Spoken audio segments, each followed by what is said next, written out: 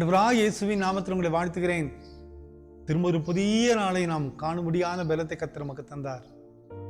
பாருங்க, லேவியராகமம் 11:45 இஸ்ரவேல் ஜனங்களுக்கு ஆண்டவர் சொன்ன ஒரு வார்த்தை, நான் பரிசுத்தர், நீங்களும் பரிசுத்தராய் இருங்கள் என்று ஆண்டவர் சொல்லுகிறார். Be holy for I am that holy.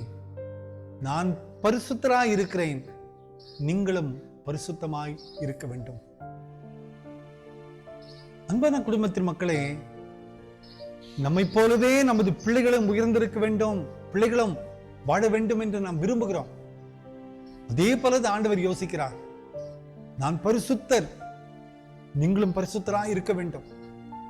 என் வாழ்க்கையில் எந்த ஒரு குறையும் சொல்ல முடியாது, அதே போல நீங்களும் குற்றம் சொல்ல முடியாதபடி பரிசுத்தமாய் வாடுங்கள் என்று ஆண்டவர் சொல்லுகிறார். இந்த பாவம் நிறைந்த இந்த உலகத்திலே, துன்பங்கள் நிறைந்த இந்த உலகத்திலே, போராட்டங்கள் நிறைந்த இந்த உலகத்திலே ஆண்டவர் சொல்லுகிறார், நீங்கள் பரிசுத்தராய் இருங்கள் என்று ஆண்டவர் சொல்லுகிறார்.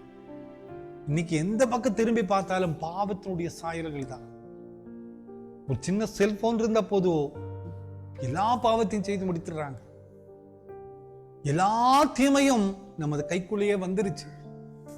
இன்னைக்கு எப்படிப்பட்ட சூழ்நிலை திரும்பினாலுமே விடக்கூடிய, இடரல் அடையக்கூடிய மிகப்பெரிய பாவ சாயல்கள் தான் நமக்கு முன்னால் நிற்குது.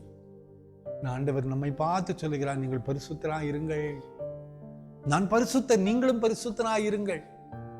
ஒருவேளை சாத்தியமா? இந்த உலகத்துல இதெல்லாம் சாத்தியமா? இதெல்லாம் தாண்டி வரக்கூடிய பலத்தை எப்படி நான் பெற்றுக்கொள்ள முடியுமா? ஆண்டவர் சொல்லுகிறார், நான் உங்களோடு கூட இருக்கும்போது முடியும். நான் பரிசுத்தர், நீங்களும் பரிசுத்தராய் இருங்கள் என்று ஆண்டவர் சொல்லுகிறார். நம்ம கொஞ்சம் எஃபர்ட் எடுத்த போதுங்க, மற்றதை அவர் பார்த்துக் கொள்வார்.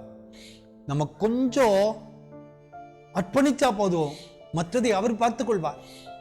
நம்ம கொஞ்சம் ஒப்படைப்பை ஆண்டவரோடு கூட இருந்தா போதும், மற்றதை அவர் பார்த்துக் கொள்வார். நம்ம முயற்சி செய்தா போதும், அவர் முடித்து தந்து விடுவார்.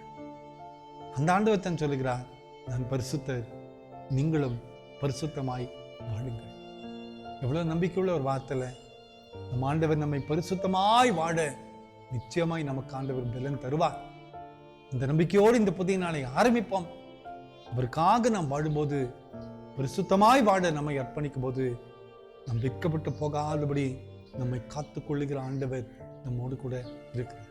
கவலைப்படாதிருங்கள், பரிசுத்தர் நம்மோடு கூட இருக்கிறார். ஜெபம் பண்ணலாமா? அன்பின் ஆண்டவரே, இந்த காலை நேரத்தில் நீருங்களுக்கு தந்த இந்த வார்த்தைகளுக்காக நன்றியப்பா. நான் பரிசுத்தர், நீங்களும் பரிசுத்தராயிருங்கள் என்று சொன்னீரேன். பரிசுத்தமாய் வாழ நீரங்களுக்கு பலன் தாரும் அப்பா.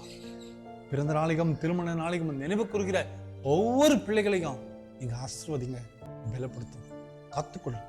இயேசுவின் மூலம் ஜெபங்களும் எங்கள் நல்ல பிதாவே. ஆமென், ஆமென், ஆமென்.